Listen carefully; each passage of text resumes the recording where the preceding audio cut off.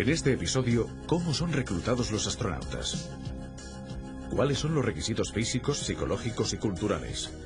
¿Dónde se encuentran los centros que preparan a los aspirantes a las misiones espaciales y a qué entrenamientos deben someterse? Hacia el descubrimiento de una carrera aventurera y extraordinaria, poniendo especial atención a los consejos de astronautas veteranos. ¿Habéis deseado alguna vez ser astronautas? Puede que no, o puede que sí. De todas maneras, se trata de una de esas ideas que inmediatamente se descartan por utópicas o por demasiado difíciles de realizar. Sin embargo, cientos de hombres y también decenas de mujeres han conseguido subir a bordo de vehículos espaciales para ser lanzados en órbita.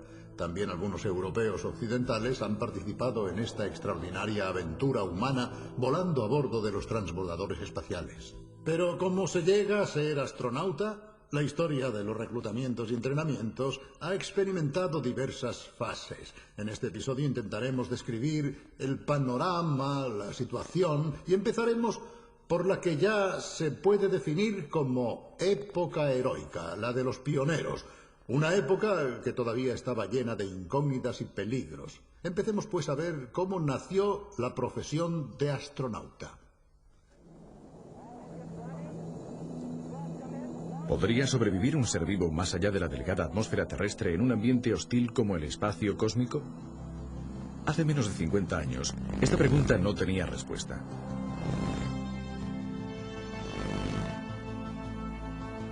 Fueron los vuelos más allá de estos confines de la perrita soviética Laika, de los chimpancés estadounidenses Évolo y Decker, seguidos por otras dos perritas soviéticas, Belka y Estrelka, los que demostraron a finales de los años 50 que era posible vivir en el cosmos pese a la ingravidez y a las radiaciones cósmicas y solares. Después le tocaba el turno al hombre. Pero ¿cómo elegir a los primeros astronautas, auténticos pioneros de un mundo desconocido y amenazador?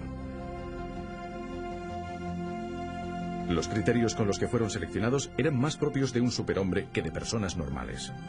Además de una fortísima y sana condición física, como es obvio, los candidatos debían demostrar que eran capaces de superar situaciones extremas, como soportar aceleraciones muy superiores a la de la gravedad, manteniendo la lucidez mental. Poder tomar rápidamente decisiones vitales bajo una situación de estrés y conocer las leyes de vuelo dentro y fuera de la atmósfera terrestre. Solamente una profesión podía reunir tanta capacitación, la de piloto de pruebas de cazas militares y de aviones experimentales. Y de hecho, los primeros astronautas, tanto estadounidenses como soviéticos, eran pilotos militares. Yuri Gagarin, el primer hombre que realizó un vuelo espacial, era un piloto de pruebas de la aviación soviética. John Glenn, el primer estadounidense que efectuó un vuelo orbital, era un piloto de la Armada. También los primeros entrenamientos y las pruebas a las que estaban sometidos los primeros astronautas eran durísimos. Veamos en estas imágenes de aquella época la famosa centrifugación que sometía a los astronautas a violentas fuerzas. Actualmente han cambiado muchas cosas. El papel de los astronautas y de los pilotos en la Estación Espacial Mir o en el transbordador espacial se ha reducido notablemente. A bordo del transbordador, con una tripulación de hasta 8 personas, solo 2 se encargan de pilotar el vehículo, mientras que los especialistas de misión son generalmente 3. La tarea de estos especialistas va desde las actividades en el exterior del transbordador, como maniobrar el brazo mecánico, hasta el control de los sistemas de la nave, pasando por la gestión de la vida a bordo y de los experimentos programados. Existe también un tercer tipo de astronautas, los expertos, que son científicos o técnicos que trabajan en el programa de experimentos o de observaciones previstos para cada misión. Un experto ni siquiera necesita el permiso de conducir coche, aunque debe conocer muy bien, como es obvio, el campo que le incumbe, bien sea la astronomía en el ultravioleta o la cristalografía en gravedad cero.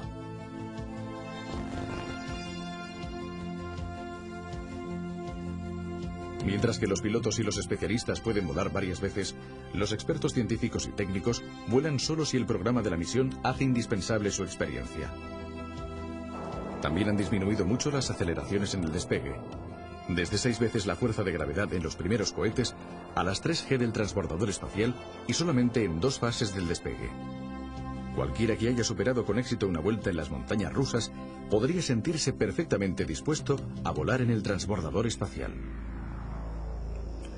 ¿Cómo se realiza actualmente la selección de los astronautas? Si un joven quisiera enrolarse, por así decirlo, en la NASA, ¿qué procedimiento debería seguir? Nuestros enviados han ido precisamente a Houston, al centro de la NASA para vuelos tripulados, y han seguido el proceso para saber cuáles son las aptitudes requeridas y los criterios de selección. Veamos. ¿Cómo se llega a ser astronauta? Bueno, en el caso de muchos astronautas estadounidenses, su carrera empezó precisamente aquí, en este pequeño edificio que se encuentra en el Johnson Space Center de Houston. Y este es el primer paso. Hola. Hola. Me gustaría ser astronauta. Bien, debe rellenar estos formularios. Informes médicos, información sobre los estudios realizados, experiencia de vuelo. Las solicitudes que llegan a la NASA son muy numerosas. La NASA convoca un concurso cada 2 años y las solicitudes recibidas alcanzan un promedio de 2.500 y están todas aquí, en estos archivos. ¿Lo veis? 2.500 peticiones pueden parecer muchas, pero entre estos 2.500 candidatos, solamente unos 100 serán seleccionados posteriormente basándose en la información de estos cuestionarios. Estos 100 candidatos deberán superar después otra serie de pruebas, la primera de las cuales tendrá lugar en esta sala donde se realiza la primera entrevista.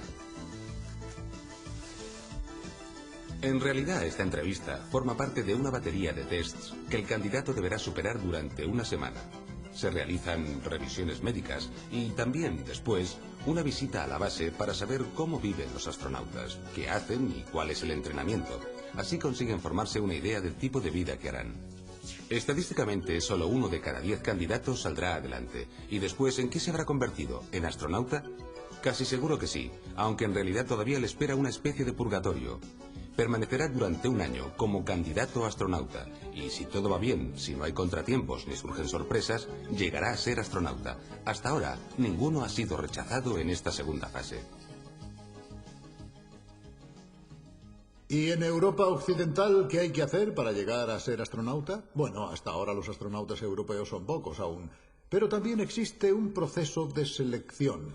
¿Cuál? Se lo hemos preguntado a Maurizio Kelly, que es uno de los 3 astronautas italianos que hasta ahora han volado al cosmos. Maurizio Kelly, ¿cómo se llega a ser astronauta en Europa Occidental? Digamos que si en general para llegar a ser astronauta se requiere una buena dosis de suerte, para llegar a ser astronauta en Europa se requiere todavía una dosis mayor. Esto lo digo sinceramente porque en general las plazas aquí siempre han sido muy limitadas. Hasta hoy ha habido solamente 2 selecciones de astronautas en Europa Occidental. Una tuvo lugar en 1978, en la que se seleccionaron 3 personas. Y otra en 1992, en la que se seleccionaron 6 personas, entre las que me encontraba yo. Evidentemente, Italia tiene una participación europea y una participación italiana. En Italia también se puede llegar a ser astronauta a través de una selección puramente italiana que realiza a través de un concurso, la ASI. En este caso, solo ha habido un programa de la Agencia Espacial Italiana en el que estaba previsto tener una persona a bordo y que fue la misión TSS. ¿Cómo llegó usted a ser astronauta? Siempre me interesó el vuelo. He mantenido como piloto militar una larga trayectoria profesional y ser astronauta lo consideraba como una prolongación de mi trabajo. Así es que alrededor de 1990-1991 supe que la Agencia Espacial Europea buscaba astronautas y en consecuencia me informé de todo lo necesario para poder enviar una solicitud. Evidentemente tuve que pasar una preselección nacional organizada por la Agencia Espacial Italiana, en la que resulté ganador junto a otras 4 personas de la selección italiana. Estas 5 personas fueron enviadas a la selección europea.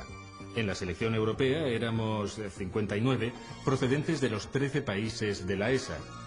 Y al final de esta última selección fui uno de los 6 vencedores de Europa Occidental. Una vez seleccionados, los futuros astronautas deben someterse a un severo entrenamiento. Por otra parte, les son confiados vehículos y sistemas tecnológicos que valen millones. Y también se les confían las vidas de sus compañeros de vuelo. En consecuencia, todo debe estar dispuesto para evitar cualquier riesgo de error debido a la falta de preparación o a la incompetencia. Las recomendaciones y los clásicos enchufes tan habituales en otras áreas profesionales aquí deben ceder paso a la profesionalidad. Pero, ¿qué se les enseña a estos futuros astronautas? Veamos este breve reportaje. Aunque ya ha pasado la época de los 7 legendarios hombres del proyecto Mercury, la NASA adopta criterios muy estrictos en la elección de los hombres y de las mujeres que deberán volar al cosmos. La selección y el adiestramiento de los astronautas, pilotos y especialistas de misión siguen siendo todavía muy arduos. A los pilotos, naturalmente, se les exige una gran experiencia de vuelo, más de 1000 horas en jet, además de una licenciatura en ingeniería. Los astronautas especialistas deben poseer una licenciatura en física, biología, matemáticas o ciencias naturales. El adiestramiento es diferente para los dos tipos de astronautas, aunque muchos aspectos son parecidos. Lecciones sobre el funcionamiento del transbordador espacial, sobre la dinámica del vuelo espacial, oceanografía, meteorología. Y no podían faltar los lanzamientos con paracaídas, las inmersiones submarinas,